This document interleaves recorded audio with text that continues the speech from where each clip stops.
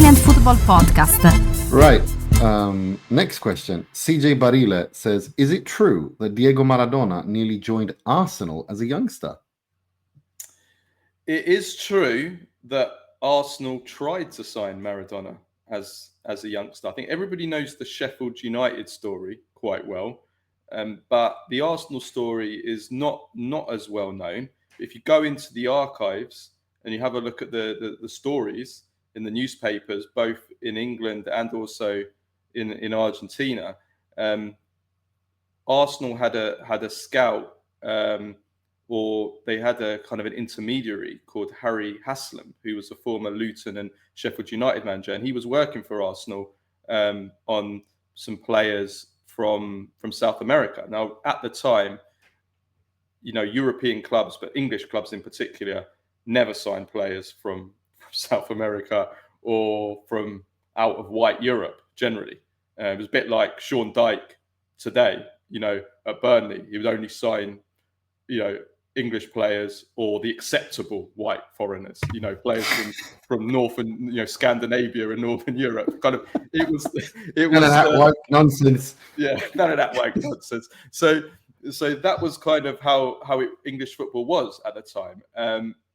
But then you had, after the 1978 World Cup, there was the famous two signings that Tottenham made of the two Argentines, of Ricky Villa and, of course, Ozzy Ardiles. And they were legendary players. They did fantastically well. And that kind of opened the door a little bit more to the thought of signing South Americans. There was another guy as well who signed for Sheffield United instead of Maradona, who I'm getting a blank now of his name. So anyway, Arsenal. So Maradona, of course, was this big, phenomenon. Started as a 16-year-old, nearly went to the 1978 World Cup. And Arsenal were looking at him, and the reports coming out at the time in England were that Arsenal made an offer for him, or were about to make an offer for him. There were some negotiations, and the Arsenal wanted to sign Maradona. Maradona was keen on the signing, on joining Arsenal, but the transfer got blocked by the Football Association. Graham Kelly, the league secretary at the time, basically blocked the move because the management committee at the FA didn't want foreign players from outside of the EU, or the EEC as it was at the time. And they wouldn't. It was very, very difficult at the time. You might remember this, playing like Championship Manager in the early 90s. It was very, very difficult, almost impossible to get work permits for players out. It used to drive me mad on Championship Manager. I remember I used to try and sign. I think I tried to sign Maradona actually on one of those early games because I loved him.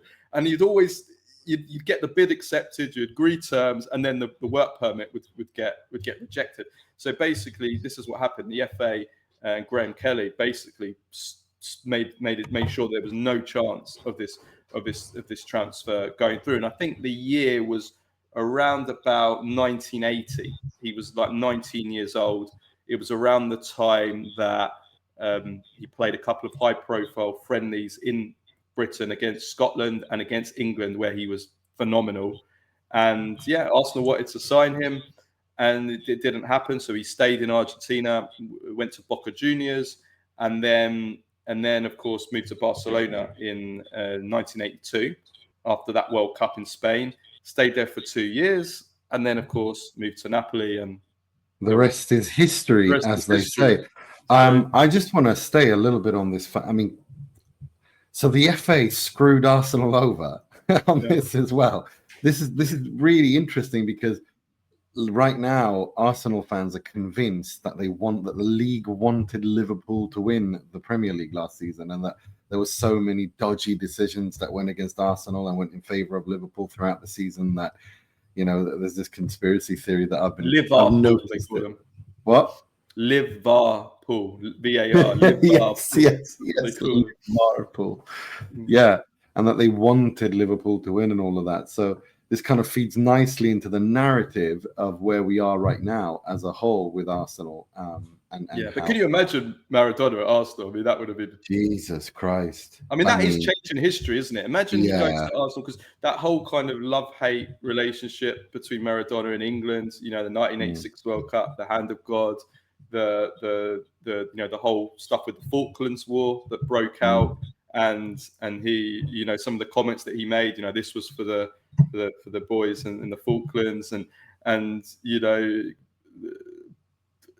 mean, it would have been crazy, isn't it? It would have been amazing. Yeah, I mean, it's like, but I'm actually kind of happy he didn't go to England back then, because like, look at those pictures, look at the way that the defending was, like, it was violent. It was violent all over Europe. To be fair, it was violent in Spain, and I mean, Spain was ridiculous. Spain was ridiculous. Goycochea did to him. He broke his. Yeah, I mean, Spain was ridiculous. I mean, there's this famous thing where Maradona has enough for Barcelona and starts fighting back.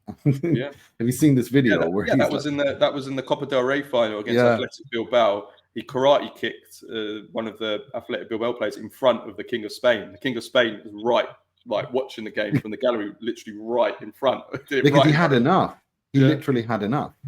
He had enough. It would have been amazing. I mean, listen, Maradona at Arsenal. I could only could you imagine that? I mean, that would have been something. But Arsenal, you know what? Back in those early 80s, Arsenal did. This was Arsenal's fault. This one I'm about to tell you now. This one wasn't Arsenal's fault. The Maradona one. But Arsenal in, I think it was 1983 or 1984. Can't remember the year exactly. Arsenal had the chance to sign Preben Elkia, who, of course, Serie A fans will know all about. Absolutely world-class striker, one of the best strikers in the world in the mid-80s. I think he came second twice in the Ballon d'Or race, or second and third. And he was the key man, along with Hans-Peter Briegel, in winning Hellas Verona, that famous, legendary miracle Scudetto in 1985. Now, I can't remember if it was 1984 or 1983. Arsenal had the chance to sign him. The deal was done. They only needed the okay. And the Arsenal manager at the time, can't remember who it was, blocked the deal. He said, no, I want Paul Mariner instead. So Arsenal signed Paul Mariner from Ipswich. And Paul Mariner was a good striker. He played for England and everything, but obviously he's not Preben Elkia. And so that was an early act of prem-facery by Arsenal, signing Paul Mariner over Preben Elkia, who would become the best, or immediately became the best striker, maybe the best striker in Europe, maybe, or one of. Despite smoking and living a rock and roll lifestyle as he did, but things were different back then, weren't they? Yeah, they were the cool kids. We got a question on Preben Elkia, so I'm going to move on to that in a minute. But yeah, listen, it's funny how these things work, like you said, because I mean, like you said, just imagine, Maradona, Arsenal, and then playing against Spurs, and then him being in England when the Falklands War happens, and how he would never shut up, like he would not be quiet, like it's crazy. But at the same time, I think they loaned out. Tottenham had to loan out Ozzy Ardiles during the Falklands War. They loaned him to PSG because obviously the climate at the time. But Maradona, I think he would have wouldn't have kept his mouth shut. No, he would not. He never kept his mouth shut. He didn't give a shit. But in a way, it is kind of. I still think it worked out for the best. Maradona going to Napoli is. We couldn't have been robbed. We couldn't have been robbed of that. Yeah, like Napoli and Maradona, and then Careca, Alemão, like the Brazilian-Argentinian connection, and the rest of those fantastic players, Ciro Ferrara, Zola. I mean, that is just like like you said, we couldn't have been robbed of that, and it would have been absolutely horrible if we had been. But yeah, it's funny how these things, these sliding doors, as they call them in Italy, these kind of sliding doors moments. How they, what could have been and what we would have been robbed of. In this instance, I'm glad it didn't happen, because for sure. We would have been robbed of iconic imagery. And talking of iconic imagery, if you're listening or you're watching, the image that we've chosen for this segment on YouTube, and we're putting out a separate segment. Well, a segment on YouTube. This is only for our patrons. This full show is of a legendary photo, probably my favorite Maradona photo, which is of him and the band Queen during Freddie Mercury. Yeah, Freddie Mercury, Brian May, all of them. I think that was taken during a Queen concert in Buenos Aires, I think, if I'm not mistaken. And he's wearing the Union Jack t-shirt. Wearing the Union Jack. Yeah, amazing. I think that was 1981. Yeah. I think that was that photo. Brilliant. Legendary photo. Yeah, it is. It really is. And like Carlo said, this is for patrons only. For members on YouTube and patrons only. So make sure that if you want to listen to the full episode, check that out on YouTube members on our page or patreon.com/TIFP if you want to listen on audio and pay us there and get everything there as well.